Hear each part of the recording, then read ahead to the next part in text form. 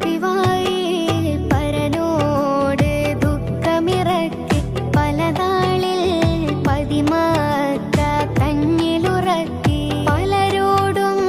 എത്താനായി ചോദ്യമൊരുക്കി പഞ്ചാര മധുഹിൽ ഞാൻ വ്യതകളൊതുക്കി കരടാലെ കണ്ണിൽ തിമിരം സ്ഥിരമായി കരയാനായി കൽബിൽ ഇഖ്ലാസ് അത് പോയി